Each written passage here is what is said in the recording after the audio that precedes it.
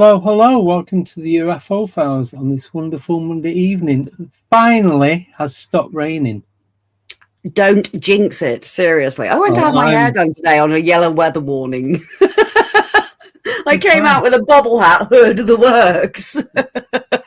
At least you got it sorted. I got it sorted. Our guest is waiting back. I think they're having trouble logging in at the minute, so I'm just waiting to hear back. Yeah, I was going to say we might have a guest, we might not have a guest, but we'll soon find out. But I do want to say hello to certain countries. So, not done this for a while. So I had a look on YouTube to see the demographics and geographics of where you guys are listening from. So the top two, the United Kingdom, the United States, and this is in running order of percentage-wise. The next we have India, Canada, Mexico, Venezuela, Brazil, Germany, South Korea, and Russia. So everyone who's listening from those countries, if you want, you can come in the chat and say hello if you're listening live. If not, leave a comment when you're listening back. And that's just in the last 3 weeks. So wow, that is amazing. So I'm dealing with the technical difficulties. So I'm gonna play a couple of videos, I think, while we wait.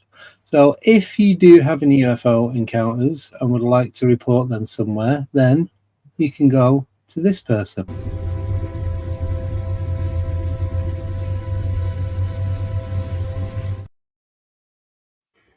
There you go. Our details are on there. Oh, fantastic. And then you can join us on Wednesday. Myself and Nicole will be going live. Encyclopedia of the Unknown, A to F recap. Ghosts, UFOs, and creatures from the shadows. The journey into the unknown begins now. There you go. Ooh, I'm looking forward to that. Yeah. So next week is a bit of a mixed up, shuffly type thing because we're going meeting up in Bridgewater on the Friday. So there isn't going to be a live stream as such at 8:30 on Friday evening, 3:30 Eastern time. Yeah. And possibly we'll be on later on, like later on, when we've done everything that we need to do. But so far, so good. We do have a guest coming on next Tuesday, so it's going to be Monday, Tuesday, Wednesday next week. Yeah. I'm not going to tell you the guest is. Ooh. Because is this the famous I'm going to tell you but not going to tell you but going to tell you? No, I'm not even going to say. I'm just waiting for this person to confirm that they are coming on. Yeah. They said Tuesday's best for them, so I'm just waiting for them to get back to me and go, yeah or nay. But if not, then something else is going to be going on that I'm not going to tell you about. You'll find out not next week, the week after. Okay. That's it. So all you're getting. Well, we are waiting for our guest this evening, who is retired CID officer John Hanson, who has the largest independent UFO archive in the UK and also the author of the Haunted Sky series. They're just having technical gremlins at the moment. I think you really did pee off the Fae on Friday, Andy. Do you know, I've had to reboot my computer so many times today, it was doing nothing. My camera wouldn't work, microphone wouldn't work. Then I'm getting my own feedback. Yeah. And I just turned my headphones off, turned them back on, and it was all right. So, no feedback now. No feedback. Yeah, but since you were going on about the Fae and the poltergeist and we were going on about sliders on Friday, it's just been technical gremlins, hasn't it, really? Yeah, it has. But it's all good. So, yes, myself and Nicole are on Wednesday. We're going to do a recap of A to F of Encyclopedia of the Unknown. Friday, our guest is the wonderful Mark Ollie. Don't know what it's going to be talking about, but I'm guessing it's going to be into ancient burial sites and history and UFOs and everything else in between. So, I'm looking forward to that. Yes. And yesterday as well, sorry to recap on your show yesterday, but Geometric Man, I tuned in. It was very, still, I don't get it. Still don't know what it is. Been past there loads of times since. Yeah. Nothing happening, nothing going on. So I have no idea. Did you find out if there was any pattern to where these show up, like location or any clusters anywhere? If it's more prevalent in the Western world rather than the Eastern? Everywhere. The desert, built up areas, rural, residential, industrial estates, usually at night, twilight to the early hours. Well, he'd stand out during the day, wouldn't he? Let's face it. Oh, yeah. But like I said, when I seen this one, it's around midnight, even about 10 minutes either way, I don't know, without going back in time. And it was on a industrial estate, the business part of it. So it wasn't industrial units, there was offices, like office blocks, all like 2-story. And then a bit further down is where you got the big industrial units. So, and it was in that bit, and that's where at night it's like a sliding movement, like fluid. It's not walking or anything like that. Yeah. And you thought it was like an electric scooter or something, didn't you? Because the way it just went gone. Yeah. It must have been doing about 30 miles an hour for it to move that quick. And don't know what it was. We both seen it, and we both went. I was just about to say, "Did you see that?" Becky went, "Did you see that?" I went, "Yeah." Because I was expecting it to come up here. She went, "Yeah, on a scooter." We both expected the exact same thing. And it just says John has entered the studio, but I haven't seen him pop up. Nope. Where did it say he's entered? It just flashed up at the top for me. Oh, there's nothing here. No.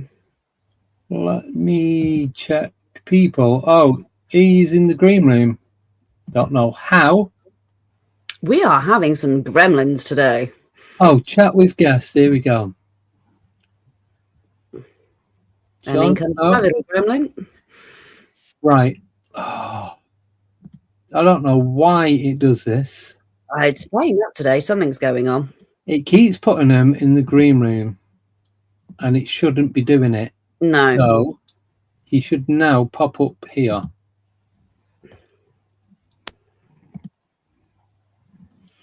Give me 1 second. Ask him to come back in. Can you? Hang on. Yeah, so patterns are at night, industrial areas, so on and so on. Seen in desert areas, just anywhere and everywhere. There's nothing was ever reported to any official sites. A bit like Moon Man. Yeah. So why does it keep putting them in the green room? I closed that down ages ago. I've just put, can you come out and come back in? I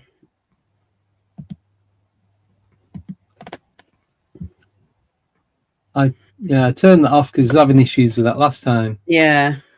Because you can have them in the green room, but then when you add them to the screen, it does it as a telephone call. It makes no sense. StreamYard, they're doing it on purpose. So it's made up of geometric shapes, mainly like head long triangle. Yeah. Like big, long, pointed isosceles. Just like love saying that word. That was it. And I've been past loads of times. I've been past on Saturday, Sunday night, and nothing at all. Nope. Maybe a one-off sighting. I mean, have there been other sightings in the area? I mean, it's not something that's going to be widely reported. I saw a geometric triangle man, because people are going to think, what the actual fudge? Yeah, that's it. It's even like interdimensional, man.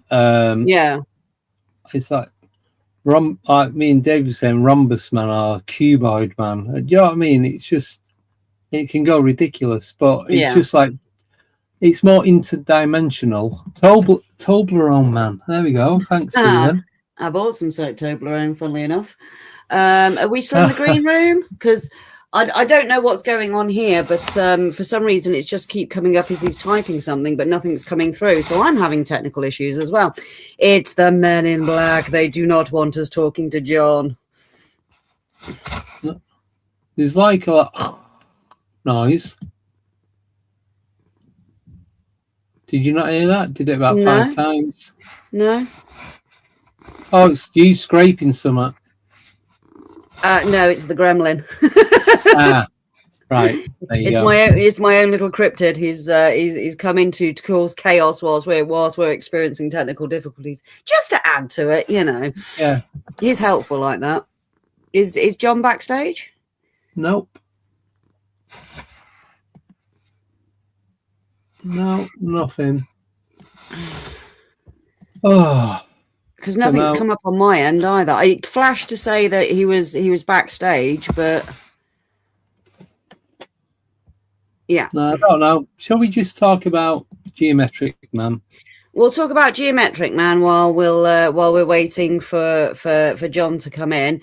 But Blazer says, "Woo! Here we come, Men in Black." He's singing the theme tune. He's singing the theme tune. I think he needs to do a video of that and send it to us. Lyrics a lot. Yes. Put Will Smith to shame. Come on, Blazer. Give us what you got. And if it's that bad, we'll still play it. It don't matter. Oh, hell we don't care. Oh yes. Well, I've not seen any UFOs for a while. I must admit, it's been a bit quiet. I thought there was something overhead when I was coming back, but then I wound my window down and heard it was the helicopter. So I was like, Oh, I'll tell you what. So someone did see. I won't give the name. They'll probably put the name up in the chat. They was walking around near a 5G tower. Yesterday or day before. Yeah. And they seen like a ball of light go on the grass, go around the back, and then vanish. Oh yeah. And that was pretty much it. As exciting as that is, that was what they got. And the only other thing I've got is that big flash of light. Yeah. In the field. And then I got to it and there's nothing there, no vehicles, no marks, no crop circles, nothing like that. So no, I know. Because we wanted to have a word with John about that, didn't we? Because see if the area was significant. So yeah. I don't think John's gonna make it. I don't know what is going on here. I'm having issues getting hold of him, so if something's interrupting what I'm trying to get hold of. Yeah, something's because I saw him appear. It said it's in the green room, but then he's not there. Well, I went into the green room. He was there.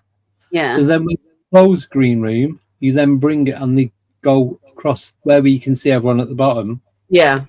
He was there. He was there, and then he went. I've just asked him to try and log back into that link. So. Yeah. You should be able to. Should be able to. We've not had issues like this before, have we? Really? Yes, we guess coming on. Yeah, it's all down to their internet and their basically it's their broadband speed and their RAM on the computer. Oh right, I see. If it's 8 or less RAM, that I won't even bother going on doing a live stream.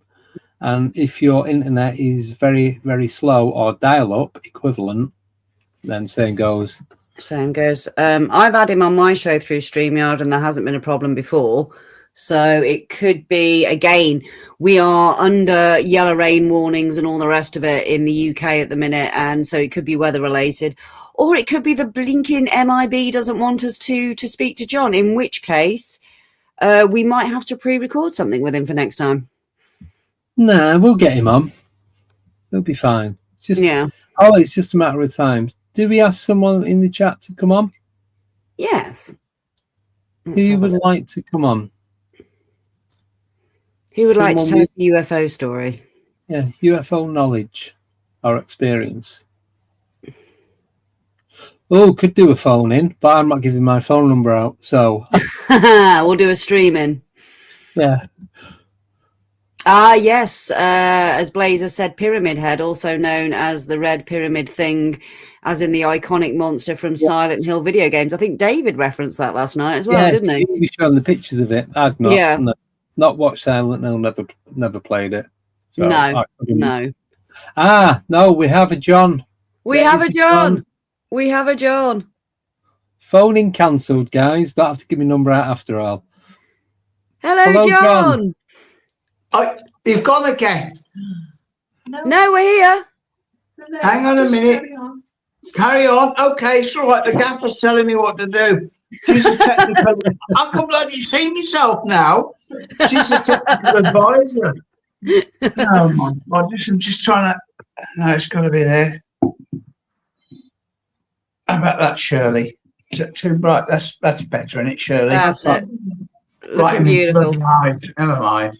We can't have it without, can we? Is it too dark? No. No, that's fine. Perfect. Absolutely fine, John.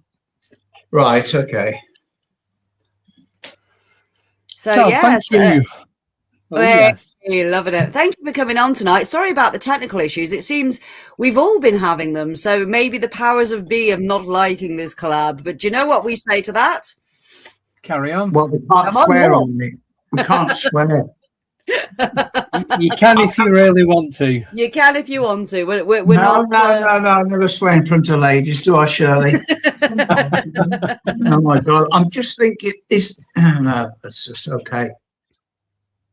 No, just getting it right. I feel too close, but Oh no, you're fine. You're looking absolutely fine, John. And I'm loving the Rendlesham in the background. Yes. right. Okay, they together, are they, Shirley? Yeah. Okay, right. Thanks. Right.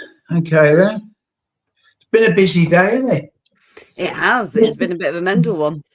Yeah, just between the three of us, confidential of course. I had a guy called Mr. Willits. We are live, by the the so we are on air at the moment. Willits, yeah, Mr. Willits. That's because Shirley's name was Willits, correct? So I wasn't going to give any secrets away there, Abby. I was going to say, just warning you, we are live.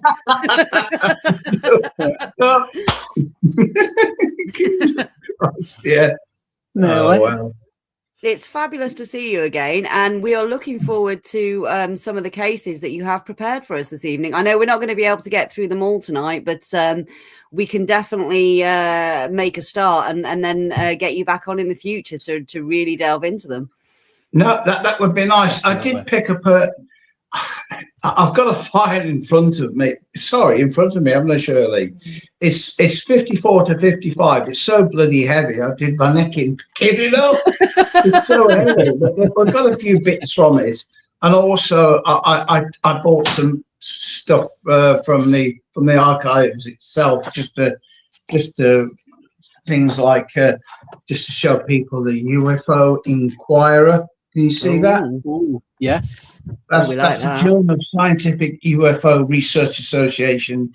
That's abductions. We've got Bob Lazar, the Gospel According to Bob documents, and then we've got the Grey Area, which is a magazine for intelligent life on Earth. I mean, have they found any yet? Have they found intelligent life on Earth yet? But that was 1996, and for me, 1996 wasn't too far back, because I only got into this in 1995. But 1996, what's 20? Is it 20 years ago, Shirley? I mean, it's getting on, isn't it? But for me, the Radio Times, you know how much I love the BBC and the Radio Times. They actually show there's an article there, and it's from Patrick Moore on flying saucery. I'm just looking at here. Abby, you won't remember, it's before your time. It's May 77. Just slightly before. Not too long, but slightly. It's Blue Peter. And it's Pebble Mill. Now, Pebble Mill BBC studio, in the old days, not too old, but I'd done some talks there on UFOs. That's when the BBC liked me before I started to write books, and then they didn't like me anymore. So that's interesting. And then we've got mound configurations of the Martian Cydonia plane, the geometric and probabilistic analysis. Yeah, I mean, it's some clever stuff. But we, as I say, we have archives full of it, don't we, Shirley? So I'll just be even more boring to show you. Ted Owens, a flying saucer spokesman, incredible proof. And on the back, now you can contact alien intelligence, and there's a nice lady introducing it.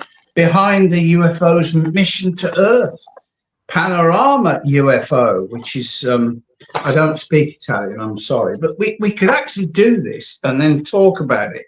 But I mentioned before, we'd have to spend about 6 weeks here, wouldn't we? So much stuff. Andy, you're on about doing a 24-hour show, mate. Another one, yeah. Shut up now, then. Oh, it's just, no, it's all right. Go on. So, I know you wanted to start in. We did your introduction bit while we were trying to get the technical difficulties sorted. Right. I have Policing the Haunted Skies in the background, which is the one you sent to me last year. Oh, right. Yeah. Yeah.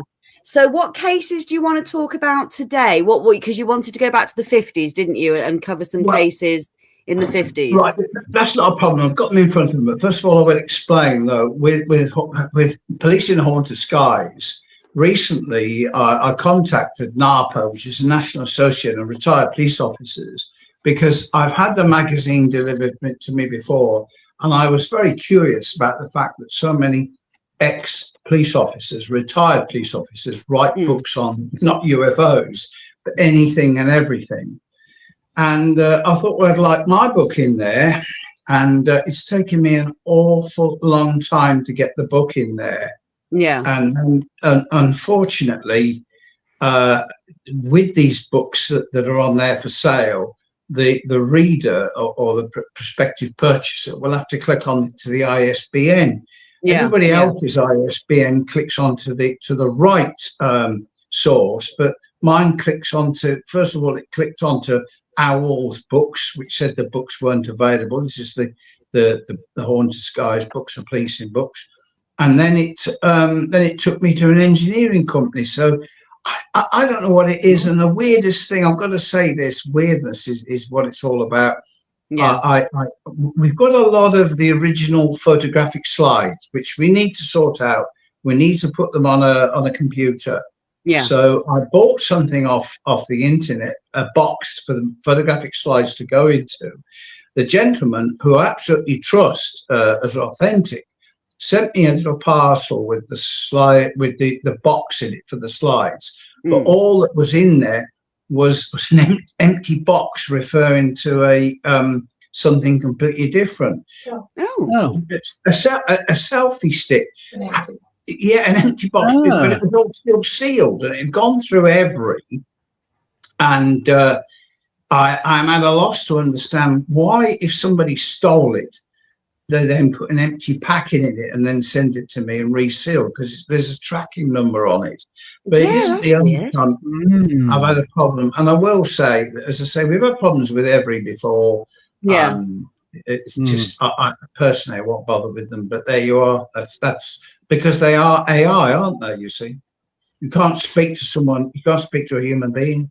No. Oh no, you cannot get through to them whatsoever. No, it's trouble with most delivery companies nowadays.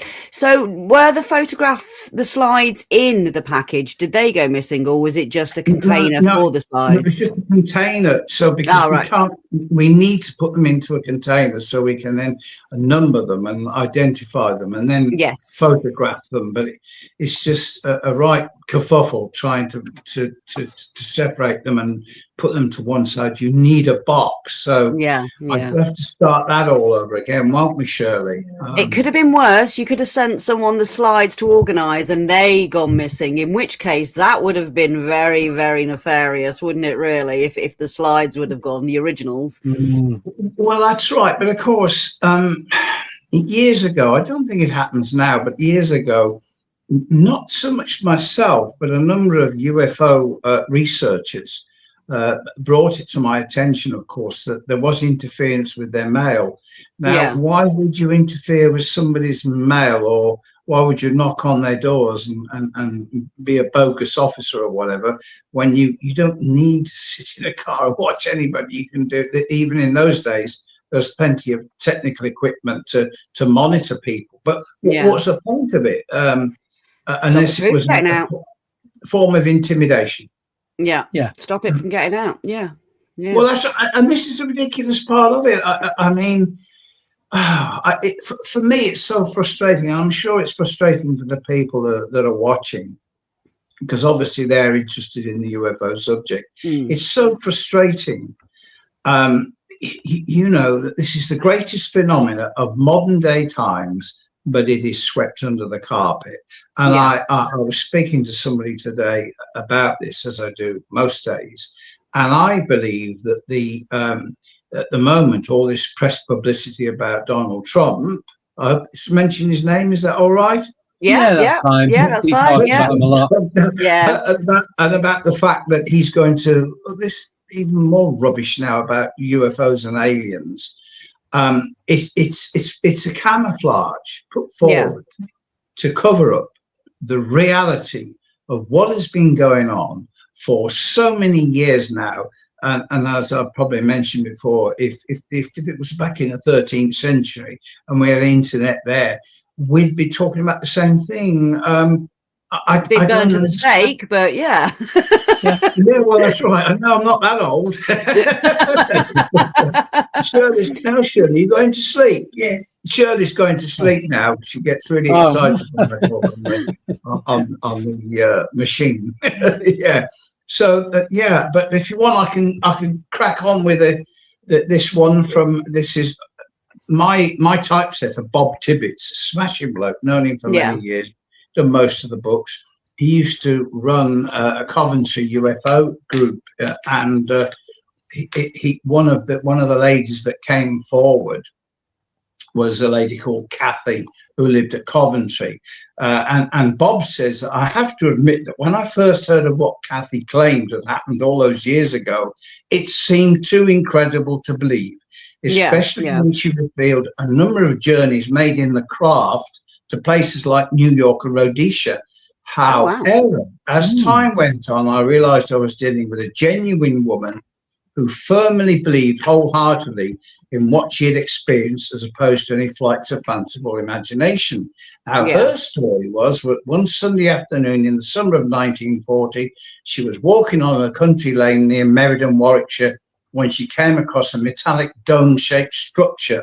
I first thought it was a new building next to a row of smoking chimneys. Close to it, a number of tall men gathered, apparently adjusting something near the structure, which is quite common to reports of landed objects. As I walked past, I noticed they were all dressed in one-piece garments with unusually high foreheads, strange eyes, and tanned skin. Very unusual in those days, as most people had pasted skins. And then she goes on to say she carried on walking, and and then the next thing she knows, a few months later, she was working at Reynolds Chains, Coventry, when I became aware of a man next to me, whom I instantly recognized as being similar in description to one of the persons that I had seen at the structure. And then she said, the next thing I was aware of was lying on my back in what I took to be a spaceship. I tried to move but couldn't, as I was being held down by a number of strange men who had slits for a mouth. One of them said, "We're not going to hurt you. We just want to know if you are pregnant." He then invited me over to what he called a scanner set into the side of the ship. And then it goes on a little bit. Then she said she looked out herself. She saw some pilots, RAF pilots in a plane going past. And one of the pilots saw her and shouted out, "They've got a captive. It's a woman. Don't open fire." As we passed along the aircraft, I saw the pilot making a sign of the cross, and then everything faded away. Now, if that was the first case that I'd come across, during the beginning of my journey into this subject, I'd have, particularly as an ex-copper detective, I'd have thought, I've got to take all this with a pinch of salt. I'm not sure what to believe, but she's not the only one. I've come across so many others, and a lot of them have had. I think we have an image of her you sent us, didn't you? We have an image. This is it. Yeah, I'll just. Stage. I think this is the. You see it? Yeah. There we go. Yeah, that's but that's so commonplace. I mean, if people, again, over the years, so many people have had experiences like this, and you know, you've got to ask yourself what is going on, and it's no good asking the government, is it, for any explanations, because they're not interested. So, but we need to keep up the interest, because the interest has waned considerably over the last sort of 2 or 3 years with regard to the UFO subject, and I don't know why that has. I mean, we have very little interest in the archives, do we, Shirley? So what we're going to do is going to do a new website, because the website that we've got is 2016 that was done, so it needs to be sorted out. But do you want to know about the next one then? Yes, go for it. There was one where there was balls of light off a RAF pilot's wing. I remember you sending me. That's right. Well, we're okay for time, aren't we? Right. Now, I did speak to a lady called Emily Crew some years ago. She was actually, I'll get this right in a minute. She was a founder member of BEAMS. Have you heard of BEAMS? British Earth and Mysterious Societies? Mysteries? No, that's a new one for me. Yeah, I think it was Hilary Porter, who passed away a couple of years ago, with her husband that ran it. But I mean, their investigations ranged from all sorts of subjects back in the 80s and the 90s. Anyway, she was the one that the reason why she was to become the founder member of BEAMS was that she was actually, at the time, she was 21 years of age in 1940. She was a member of the Women's Auxiliary Territorial Service, and she was stationed at Stansted Army Camp, Essex, 6 miles from the centre of Bishop Stortford, where 900 personnel were accommodated. That is now home to Britain's third airport, of course. And then I was down there today. Have you? Where's that then, Dad? Stansted Airport. I was down that way today through work. Yeah. Right. Well, anyway, she said she was mopping the kitchen floor and she heard a commotion outside on the playground. Looking out of the window, she saw a number of soldiers running. Clearly panic, accompanied by shouts of "take cover." Thinking the base was under attack by German aircraft, she ducked down, but glanced through the open window and saw a huge glowing golden ball, the size of a hut, slowly descending through the air above the parade ground, with what looked like sparks coming away from it. It came to a rest just above the ground, then slowly moved up again against the window pane of the kitchen. Well, I can't see that being bolt lightning or whatever, but anyway, she says, I locked the kitchen door and stood there stunned when I saw what appeared to be a skin or outer covering resembling translucent rubber with something move about inside. It began to shake or wobble like a jelly while performing a number of strange motions in the air before moving sideways against the wall of the kitchen, where it stopped dead and then gradually went out of my line of vision. She later said that she and other service personnel were assembled on the parade ground and warned not to say anything about the incident, although she learned from excited conversations held with others that the object was last seen jumping a wire fence surrounding the camp before disappearing into the nearby forest. So, I mean, that's so many other cases like that. And, you know, what do you think of that? What do you think? Yeah, what do you think that one could have been? Was that some form of this ball of light craft? I mean, it doesn't sound like ball lightning, really, does it? Because if it was ball lightning, they wouldn't have been summoned and told to keep their mouths shut for a start. Well, exactly.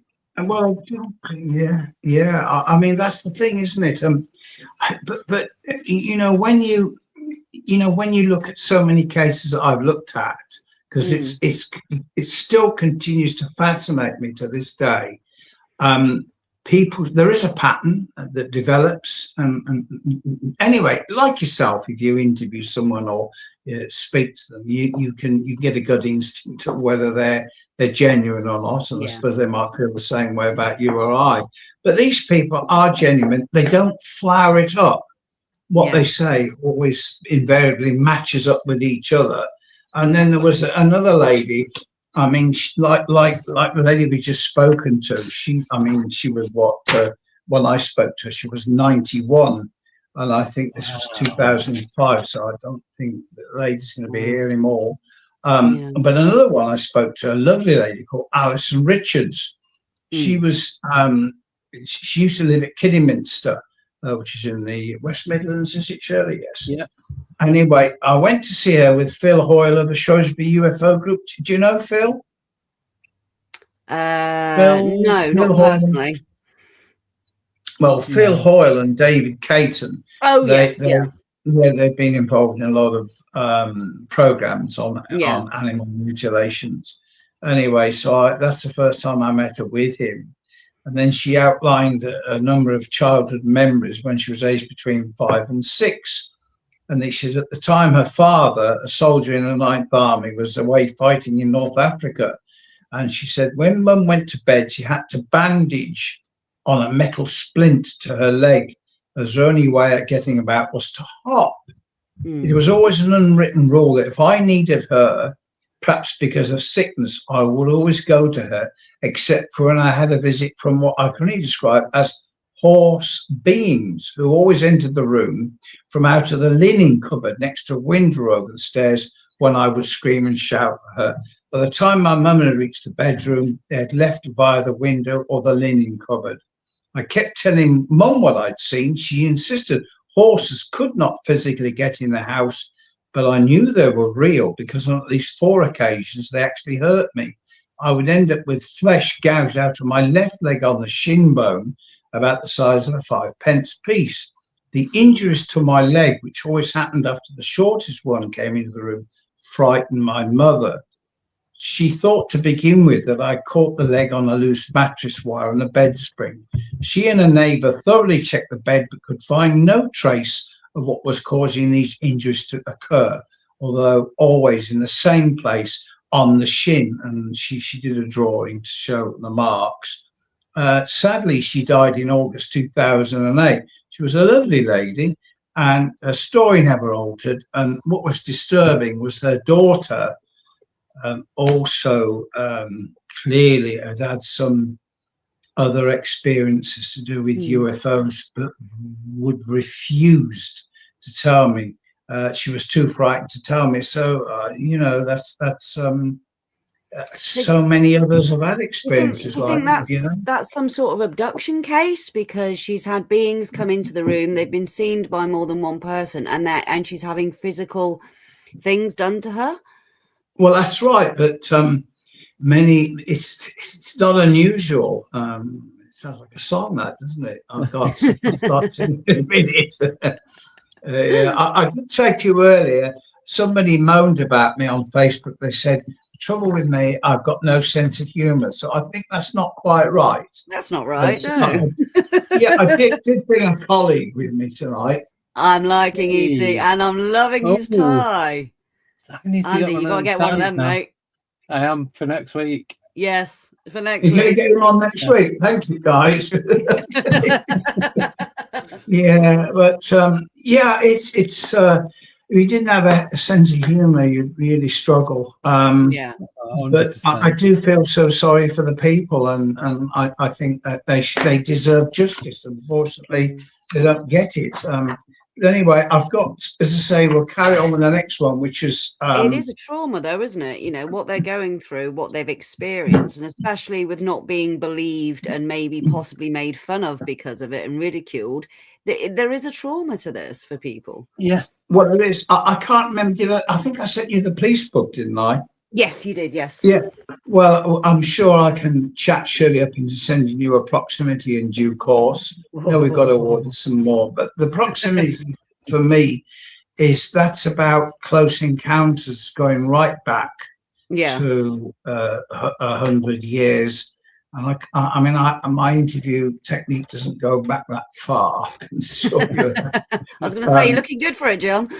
I mean, yeah, watch it. Yeah, there are some fascinating cases, including the two the incidents in May 1990 involving a family whose lives, like so many others, was changed forever. Initially, the close encounters will change your life for the worse because your health is changed, you know, all sorts of problems, but ultimately it is actually for the better. That's quite a bizarre statement, but this couple just couldn't believe it was happening to them while they were on the M5 back in 1990. And okay, was some this people the one who they saw something land? There was physical stuff, and he had physical marks. Yeah, was that the one you're talking about? That's right. Yeah, Yeah. and but he developed the powers of healing, and seriously, I wish I had those, but he did, and I interviewed enough witnesses and looked at enough medical statements, and yeah, absolutely, it baffled the doctor, but the thing is, they weren't on their own. I was able to show that along the same stretch of motorway M5 going down to Bristol, at least 10 or 12 people, different cars over the years, also saw a similar object. I'm not saying they were abducted or had close encounters. All I ever do is offer the evidence. It's up to, if you like, the reader or the listener. But that for me is corroborating what that guy and his wife went through. But he still will not allow his real name to go out there. And I tell you what, I don't blame him, because you know, you can still be subject to some pretty rough stuff from the media if you're encouraged to report that. Just to give a bit of background for our listeners, the couple were driving along the M5 where they saw something land in a field, didn't they? And they approached it. And what happened? They were driving down the M5 towards Cornwall. Yeah. And they initially saw a light which they thought was a police helicopter. Yeah. And then as it came closer, they saw it was saucer shaped, and it was flashing lights, and it moved over the car. And as it moved over the car, the driver flash was like he was gone. The next thing he was aware of was being in a craft, and he didn't see any sign of the family, but he was examined, and he described his captors, if you want to call them that. He wasn't there that long as he believes, but suddenly, bang, he was back in the car driving, and he was aware of his wife was screaming, and the two kids in the back were absolutely terrified. And by the time he got to the place in Cornwall, the camping site, sorry, he was in a state. So were the kids, and so was his wife. But they eventually recovered, but they did draw independently a sketch of what they'd seen, and it all matched up. But these people, they're not making it up; they're not conspiring. No. Yeah. If somebody conspires to make things up, why would they? Especially if they don't want their names given up. But it did change their lives. It made their two children into very, very clever children. Yeah. So yeah, something happens. I mean, I don't know what it is. I'm sure you don't know what it is, but it happens. You know. Yeah. And then you initially talked about the pilot sightings. Yeah. Yes, hang on, I'll just get those photos up. Yeah, I was just going to say, we have got a couple of questions, and I've got a couple of questions as well. Oh, yeah, sure, whatever, yeah. I mean, these are always informal do's for me, because, that's how they should be. Oh, we're getting you back on, John. You know, we had technical difficulties to begin with, so we are going to get you back on, don't you worry. We can go a little bit over. Can I just say, I've been thinking pretty much, I've only bought the one file, but we've got another 259 of them, so I think it's fine. Sorry, go on. Yeah. Sorry, that's plenty of content. Yeah, I just wanted to ask, why do you think that these craft have lights on? Do you think why do you think have lights on? Yeah, so these UFOs, why do you think they have lights? Do you think that's some sort of frequency? Is it so that we can see them, make them more noticeable, and then make direct contact? Or could it be? Well, I suppose, I suppose they do. It's because well, you're right. That's something I'd figured out before. If they didn't have lights, would they? I suppose the lights are a form of energy, the electromagnetic radiation that surrounds these things, and but I think what overwhelms me is, I think I mentioned the other day, a little bit of knowledge, they say, is a dangerous thing. Too much knowledge is not a dangerous thing, but too much knowledge makes you realize just how catastrophic this phenomena has been, which goes back to the 1940s and in all probability back hundreds of years before there, and nobody can give an answer for it, and yet the governments do keep it under the wraps. There's no two ways on that. And we don't get any. Why is it if they regard Shirley and I as nutcases? Shirley, you going to make a cup of coffee, darling? Oh, thank you. I need a drink. This thing's been going on for probably hundreds, if not thousands of years. And I don't, it's like, I was just going to say, going back to the early days, as a retired detective, and oh, we've lost your audio, John. He's gone. Let me check this end. You've gone quiet. No, it's good this side. Just as he was starting to get into the nitty gritty. I know. I swear something's working against us today, Andy. I swear to God. From logging on this evening, it's just been non-stop. Hello? Hey, we're back. We're back. Oh, good. We can hear you. No, well, stuff them. I really, really get annoyed because it's been going on for such a long time now, and we are entitled to an answer, although that answer might not necessarily be to our satisfaction. It's important that we understand this phenomenon has been going on for such a long time, and myself, like so many others before me, we don't live forever, and it's important to keep these, as I say, the archives. We have no interest from the media at all, or from any of the newspapers, and yet on the way over to Shirley's, I was listening to the radio station, and there was a full article on the lengths of ladies' skirts and also men's pullovers. Yeah. Now, isn't that fascinating? I mean, isn't that really fascinating? It's edge of your seat listening. That, I mean, how could you not tune in?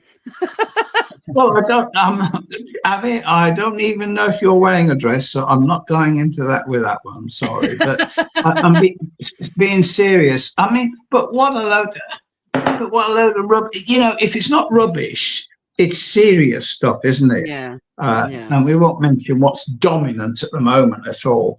But it's crazy. I mean, people's lives have been affected by this for many years now, and are still being affected, I imagine. Yeah. But so go on. Sorry. Yeah. Oh, sure. Yeah. No, that's right. What was the next question? So Andy? the next question is from Stephen Collin, and he wants to know: Hi, John. Do you remember covering a case up my area in Scarborough about two young lasses who had a UFO experience and missing time?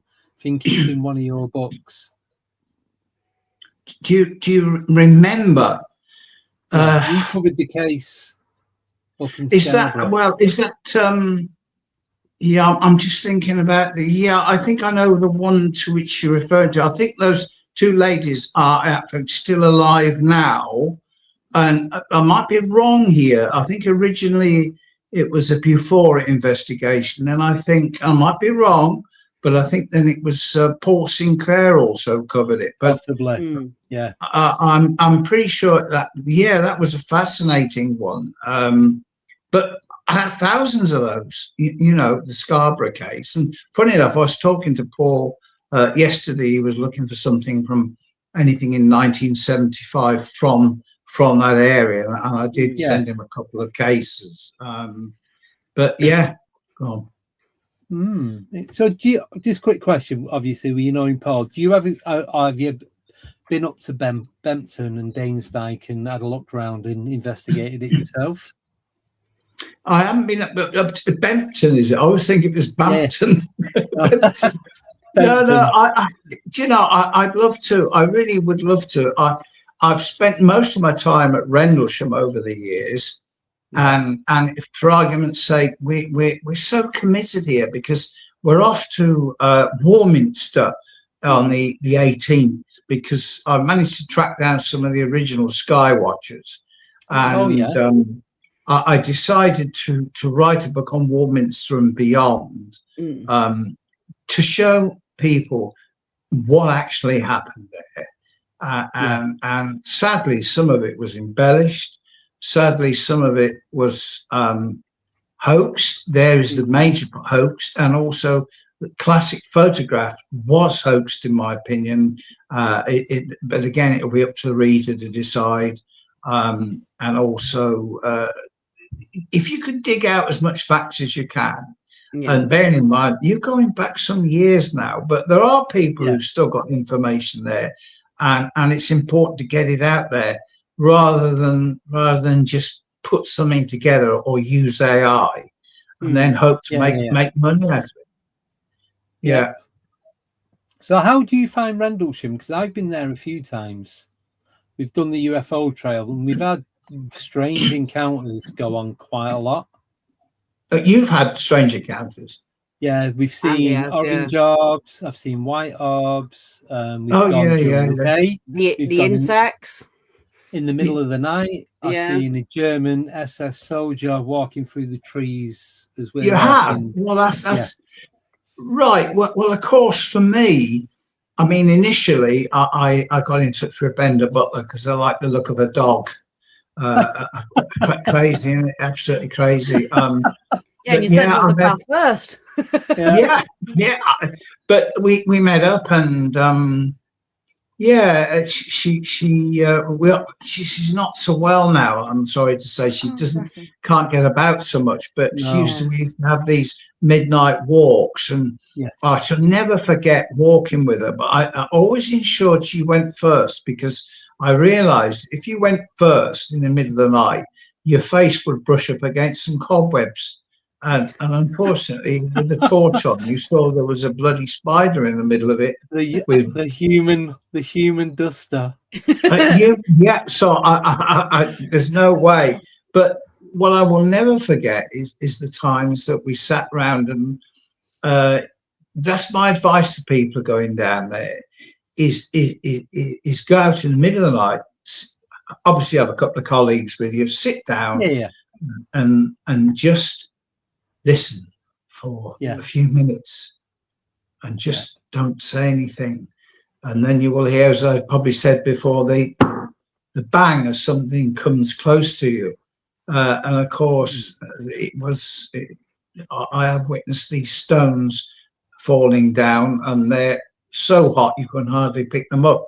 And I know I'm saying this to you before, but I've had them checked, and they're not old stones. How can that happen? How can you not have an old stone? Yeah, they're slightly different, aren't they, on their chemical and makeup? They're not like an igneous or a rock that's been there and for ages. It's a new formation of rock or something, you said. Well, that's right. And for me, that's absolutely fascinating. And yet nobody would be interested in that. But you say you saw. I mean, I know people have taken images down there of what looked to be. Well, can I say humanoids is about the best thing, which shouldn't really be there.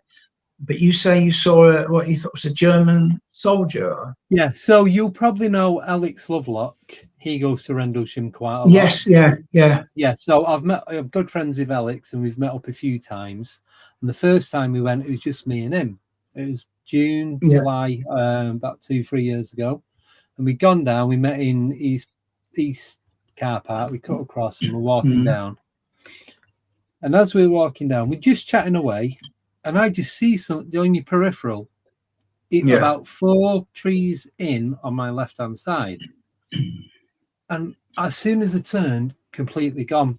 But I literally burnt the image into my mind, and it was like a fleecy grey material.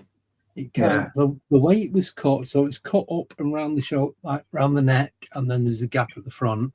It dropped down over the backside and then full-length legs, but the lapels came out. As soon as I got back home, because I live in Northampton, went straight on the computer, and I just got in my head SS uniform. So I typed in SS World War II SS officer. And it's showing you the uniform. There's only like 2 or 3 variations of it. I'm like, that was it. That was what I seen. 100%, no doubt in my mind whatsoever. Yeah. Wow. Did you ever meet Derek Savory? Yes, I met him a couple of times. Derek died some years ago. That was sad. He was a great guy. Him and his brother had some sightings there in the forest. Well, I know his sister as well, Elaine. We've met her down there. I've interviewed Derek a couple of times, about 3 or 4 times, and I've met him probably 2-3 times as well. So I was quite very lucky to have met him, and for him to not everything went on the show. There's a lot of stuff that he told me that he didn't want to put out there about other things that goes on there. That's very like more supernatural than paranormal, should we say? Well, the thing is, somebody was talking to me about this today, and they used that dreaded word, demonic, and which is probably the wrong word to use, but it does fit to some degree. There is an association between UFOs, whatever you want to call it, paranormal, supernatural, or whatever, but there is an association, and you can't get away from that, even if you're talking about someone that's had a UFO, a close encounter. I'm not talking about any allegation of abduction, but strange things will happen in the house after the object has passed by. That's not uncommon. That's another pattern of behavior. So why not only mechanical but electrical devices can be changed, and also strange things can be seen which shouldn't be there, and again poltergeist activity, that sort of thing, like Anne Andrews and Jason experienced. That's right. So I need to have a proper chat with you, John, because there's some stuff that I've experienced. One when I was flying back from America last year, a few different things at Rendlesham. We've had weird stuff go on at Cannock Chase that we can't explain. Cannock Chase, but we know my friend Graham Allen then. I know the name. But he used to be head of the Staffordshire UFO group. Right. That'll be remember that? But they used to have a monthly meeting. Irene Bott was the lady that worked with him. They had a monthly meeting there. I did a talk there. And at some stage, I got a bit flummoxed because I was being pestered by someone. So I did say something like, "Why are you getting your knickers in the twist?" I remember that. Well, you do remember things like that, because if you're more likely to remember something that's agitated you or annoyed you or made you laugh than the modern sort of stream of life as it comes along. But because I never got my wooden flying saucer. But Graham gave me one last year, but he's given me quite a lot of the files from Staffordshire, and he's a smashing bloke, and I'm due to meet up with him again soon. So Cannock Chase, that's God, there's so much happened over there. We've had all sorts, from orbs, owls, voices, like chatter, like although what I can describe as like goblin chatter, like the little people, the fae, that kind of stuff. We've had just like in a different language that you can't quite. No, just like a really low whisper, like then it stopped. Then I'd listen. I was with Sober Carpo, who's in the chat. Yeah, he's from around that area, and we was wild camping in his bivvy. And every time I woke him up, it'd stop. So the last time, it's like, right, I'm not waking him up, because every time I do, and I just listened to it for a few minutes. It's like a conversation, and it wasn't a human voice. Couldn't tell what he was saying. Couldn't make, but he's like, then you hear another one go, and it was like that ongoing. That's kind of what me and Martin heard by Woodborough Hill in Wiltshire back in 2013. It was like these people talking, and it was right here, right next to us. We were the only ones around, but it wasn't English. We couldn't understand what it said. It didn't even sound like a language from Earth. It was just gibberish. It was a whispery, yeah. Same time. And I'm like, so every time I woke him up, goes, what's up? I went, listen, absolutely nothing. Just stop there. Having a laugh now. Yeah, no, that's fascinating me to tell me those things. We must have a chat in due course about it. I sometimes what goes through my head is bubbles of time, thinking about this, whether all of these things are just bubbles. In other words, whatever happens on a daily basis, I appreciate at some stage in our life we die and pass away. I don't know the answers to what lies ahead, but it's almost as if time never really completely evaporates. It's there in sort of maybe it's multiple dimensional, or maybe somebody once told me that we live in different dimensions. I don't know, but I always remember, as I say, probably mentioned before, the Silbury Hill case where two people saw this, what looked like some sort of an ancient warrior walking across the road, and it was raining, so they skidded and hit him. Now, think that out. Hit him. How do they know they hit him? Well, of course they did, because they heard the bang. Yeah. And when they got out to the car and had a look, there was no sign of him. And that's happened quite regularly around Wiltshire. Yes, so, I've seen something very much like that through West Kennet. But does that mean, though, that the events that took place, you said at West Kennet, which I know well, and other places, does that mean then that incident, which happened probably hundreds, if not thousands of years ago, manifested again in a way that maybe all those years ago, whoever that person or that thing was that crossed the road, maybe all he remembers of is seeing two bright lights and then being hit, and when he got up there was nothing there, because there wouldn't be a road, there wouldn't have been a car. So it's really strange, isn't it? It's I'll have to look into that. Who knows? Before you go this evening, John, I know there's one thing we did want to ask you. Andy had an experience in Peterborough, near Peterborough, didn't you? And yes. We just wanted to know if there was any significance to the area, or if any other sightings had been around. So the area was between Peterborough and Lincoln, and it was right. It was middle of the country, and all it had on my sat nav was unknown road. We do have another question as well, but no, that's fine. What year was that then, Andy? Oh, this was a few weeks ago. Yeah. When we first started getting the flood warnings, because a lot of the roads that I was going down were flooded, it was all diverted. Yeah. And I was driving down, I was coming out of one of the villages, and I'm heading, I think I'm heading back towards the centre of Peterborough, but I'm about 40 minutes away. Right, I understand, yeah. So I'm going down this hill, and there's a field 2 fields back. So to get to it, you'd have to cross this other field. Anyway, so I'm going down this hill, and as I start coming down, I just see a flash in the bottom corner of this field, like a spark, but it's like a sparkler, but in slow motion. I'd say it's probably about as big as a Mini or a old Ford Escort or something like that. Then it expands, and then it's just gone, nothing there. But luckily, so I'm looking through the bushes, making sure there's no tractors, there's no vehicles, there's no cars, there's no machinery, anything like that. Because it's like this time of year, the ploughing, getting ready to plant, and obviously for the harvest at the end of the year. So, and you could see it's all, I don't know if it was grass or corn, but it's probably about half a foot to a foot high. So as I'm driving down, the road bends round. I thought, finally, look, the road is actually taking me to the bottom corner within about 40, 50 foot of where I seen this flash. So I come round the bottom of this field, come back round, there's nothing behind me. So I slow right down, there's nowhere to park. It's country road in Peterborough. So I pull over, I'm doing like 2-3 miles an hour just to have a proper look. There's no gate going into that field, so you must go in it from the top end, and there's a bank of trees behind it.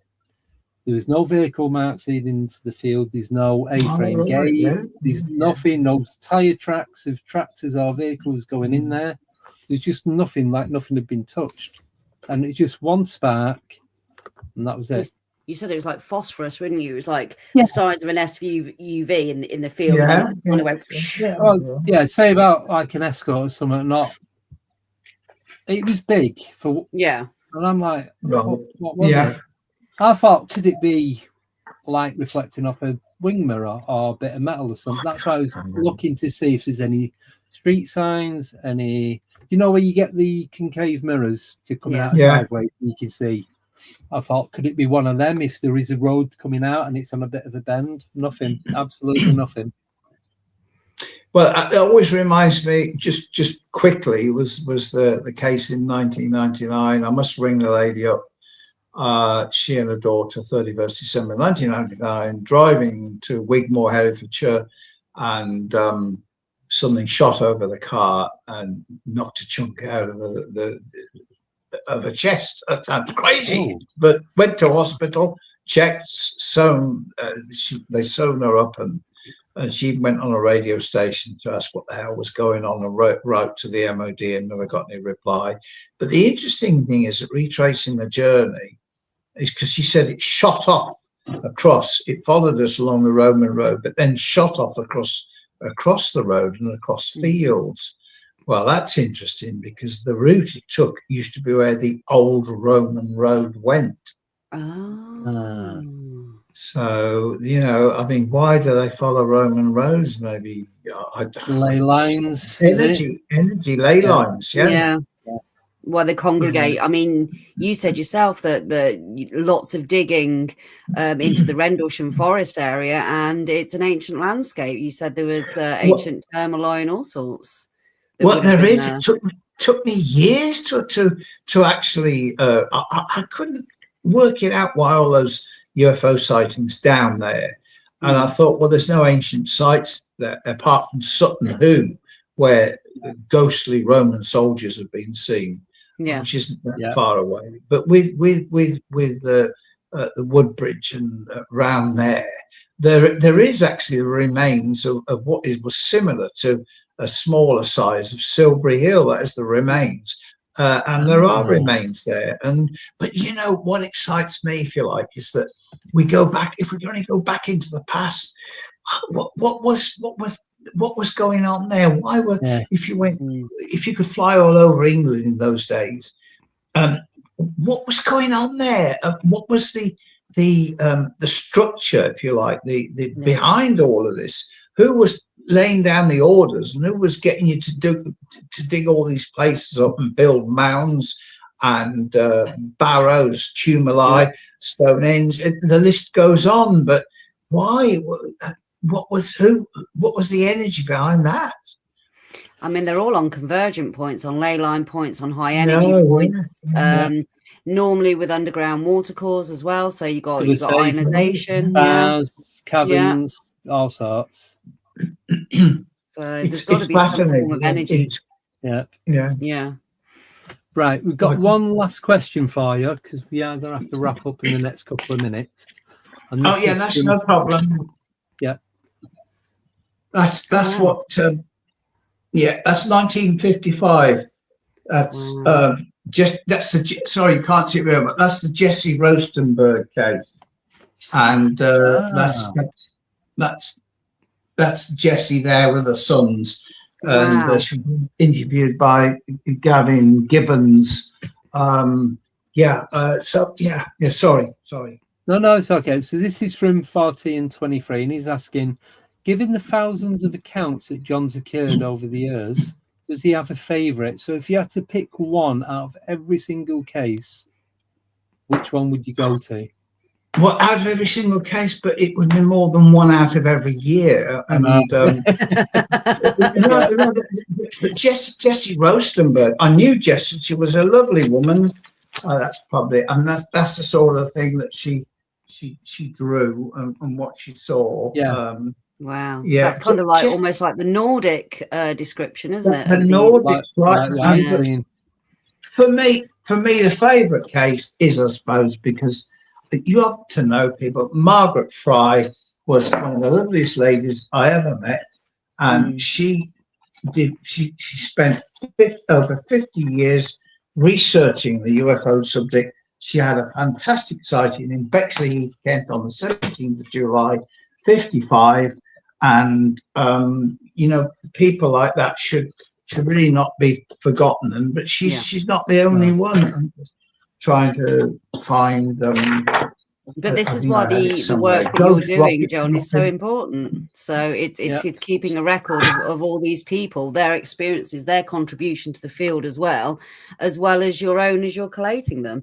I know it's been very disheartening with the books and the archive in the recent years, but what you're doing is invaluable. It's absolutely amazing, and we need to highlight it more, really, and people need to be coming to the archive, people. But if you want to, we're about to change the website anyway, but if you want to educate, I mean, if you said to me, I know bugger all about UFOs, John, I'd say, well, really, I'm probably not the best bloke to advise you, but come and look at the archives. Come and look at what people, come and look at what the people themselves have put in there. Yeah. And it's amazing. And you've got to do that. You just got to, you'll go, as I say, go through the Foo Fighters, the pilots I've interviewed, and we've got all these films as well. So when I said to Shirley, can you get me a drink? I thought she was going to get me a whiskey. So many books as well. Shirley, okay. I mean, I'm making my way through Policing the Haunted Skies, and it's just an amazing book full of accounts from reports from police officers over the decades. But seriously, folks out there, the book should have sold. And bear in mind, I've mentioned it to you before, we do not make any money out of these books. And most people would say, wow, that's impossible. 24 books. We don't. Self-published. Sorry? Self-published, though, isn't it? That is a process within itself. Well, it is, but before then, of course, we've got a lot of books on Amazon, but we don't. The cost. We look today, and I think in 2018 we sold 500 books on Amazon. Hey, wow, that's fantastic! I can tell you, out of those 500 books, and probably 40 or 50 quid each, we probably make 50 quid, didn't we? Surely, if we were lucky. So on the other books, we're lucky if we make £1. I know that's not what it's about, but the thing is, we are self-funded, and an awful lot of money on the archives. But it doesn't matter because it's worth doing it. So that's where we are. But just to say, if anybody wants the policing books, they're on eBay.